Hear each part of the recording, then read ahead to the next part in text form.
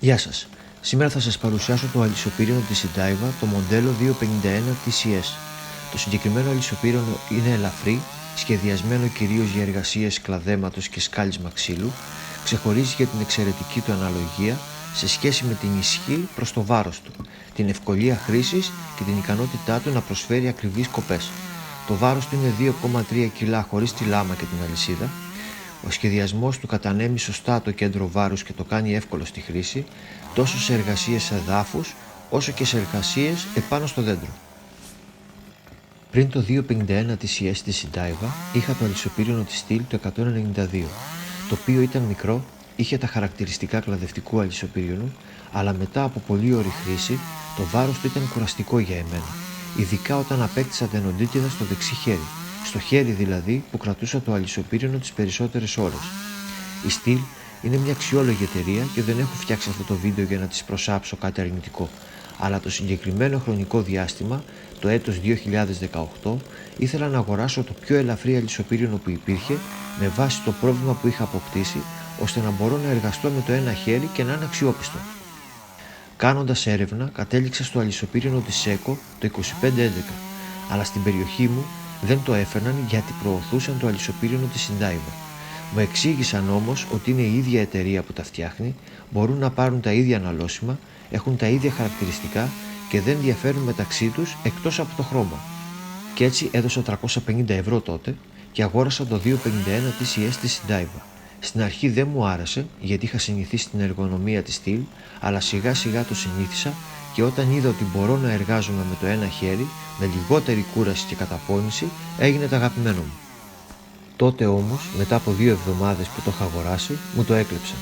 Ήταν η περίοδος που κλάδευα ελιές και έμεινα χωρίς κλαδευτικό αλυσοπύρινο.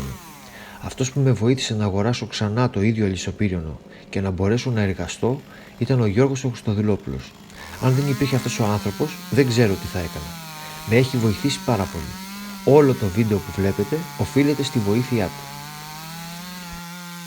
Από τότε που το απέκτησα για δεύτερη φορά, δηλαδή πριν από 7 χρόνια, δουλεύω το αλυσοπύρινο μόνο εγώ. Το καθαρίζω τακτικά, βάζω επώνυμο λάδι για την αλυσίδα και πάντα τη βενζίνη τη φτιάχνω εγώ και δεν είναι αποθηκευμένη περισσότερο από 1 μήνα. Στην περιοχή μου μπορεί οι αντιπρόσωποι να προωθούν τα προϊόντα της Godiva ή της Seco, αλλά δεν έχουν τα αναλώσιμά τους, όπως λάδι για την αλυσίδα ή λάδι μίξης. Αυτό που κάνω εγώ είναι να χρησιμοποιώ αναλώσιμα της Stihl, λάδι για την αλυσίδα, λάδι μίξης. Στα 7 χρόνια που το έχω, δεν το έχω πάει ποτέ για επισκευή. Το μόνο που έχω αλλάξει είναι λάμες, αλυσίδες, μπουζί. Ό,τι δηλαδή θα χαλούσα από φυσιολογική φθορά. Δεν χρειάστηκε να το πάω στο μάστορα γιατί δεν δουλεύει το αλυσοπύρινο ή γιατί σβήνει ή για κάποιο άλλο πρόβλημα. Και ο λόγος είναι απλός. Βάζω πάντα επώνυμα προϊόντα, άσχετα αν δεν είναι της ίδιας εταιρείας. Του κάνω συντήρηση κάθε φορά που τελειώνω την εργασία μου και την αλυσίδα την έχω πάντα κονισμένη, όπως φαίνεται και στο σύνδεσμο που εμφανίζεται επάνω και δεξιά της οθόνης. Αν για κάποιο λόγο δεν μπορέσω να το καθαρίσω την ίδια μέρα, την επόμενη θα πάω για εργασία, αλλά μετά το τέλος της εργασίας θα πρέπει και οφείλω να το καθαρίσω. Στο αλυσοπύρινο που βλέπετε στο βίντεο χρησιμοποιώ τη λάμα carving της Seco των 25 cm με ροδέλα στο εμπρός σημείο. Η αλυσίδα για τη συγκεκριμένη λάμα είναι της Seco με χαρακτηριστικά βήμα αλυσίδας 1/4, πάχος 1,1 mm και 60 οδηγοί. Από τη δική μου εμπειρία, αν θέλετε να έχετε λάμα carving που θα σας επιτρέπει περισσότερες εργασίες, σας προτείνω να πάρετε τη λάμα που έχει το δικό μου αλυσοπύρινο. Αυτό το λέω γιατί η συγκεκριμένη λάμα έχει την εργονομία να μπορούμε να κλαδέψουμε σε στενά σημεία ενός κλαδιού ή δέντρου, γιατί το γρανάζι που υπάρχει στο μπροστινό μέρος της λάμας βοηθά να λιπαίνεται, να καθαρίζεται πιο εύκολα και να αντέχει περισσότερη καταπώνηση. Να μπορούμε δηλαδή να κόψουμε μεγαλύτερους κορμούς ξύλων όπως στο βίντεο. Η λάμα carving χωρίς γρανάζι μπορεί να εισχωρήσει σε πιο στενά σημεία ενός δέντρου, ενδείκνυται για λεπτομέρειες και βοηθά πάρα πολύ στα κλαδέματα. Είναι κατάλληλη για κάποιον που ασχολείται με ξυλογλυπτική και σε όποιον θέλει να τροποποιήσει το ξύλο με ακρίβεια. Είναι όμως ευαίσθητη. Δεν είναι λάμα που μπορούμε να την πιέσουμε όπως στο βίντεο για να κόψουμε ξύλα. Καλό είναι να μην τη χρησιμοποιούμε για μεγάλους κορμούς. Αν όμως κόψουμε ξύλα με τέτοια λάμα, αμέσως μετά πρέπει να την καθαρίσουμε. Αν δεν την καθαρίσουμε μετά την εργασία μας, το πιο πιθανό είναι να υπερθερμανθεί στο μπροστινό σημείο στην επόμενη εργασία που θα κάνουμε, να μαυρίσει, να καεί το μέταλλο και να μην γυρίζει η αλυσίδα. Υπάρχει και η πιθανότητα να ανοίξει λάμα στα δύο. Φυσικά δεν τη συστήνω σε άτομα που δεν καθαρίζουν συχνά το αλυσοπύριονό τους.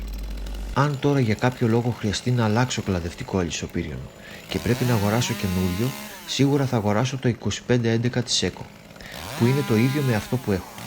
Αυτά τα δύο κλαδευτικά αλυσοπύριωνα της Seco και της Sindaiva, κατά τη γνώμη μου, συγκαταλέγονται στα καλύτερα κλαδευτικά αλυσοπύριωνα και μπορούν να συναγωνιστούν άνετα προϊόντα από επώνυμες μάρκες. Αν κάποιος θέλει να αγοράσει κλαδευτικό αλυσοπύριωνο, ας κάνει μια έρευνα αγοράς και ας κοιτάξει και αυτά τα δύο αλυσοπύριωνα.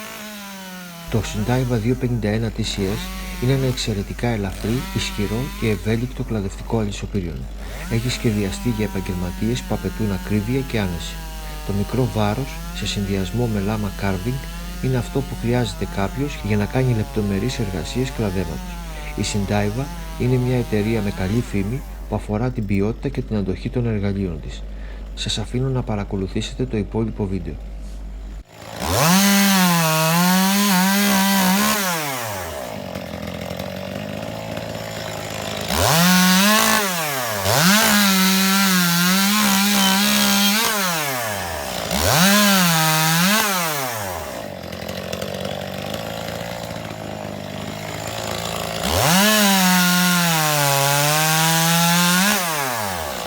Ah!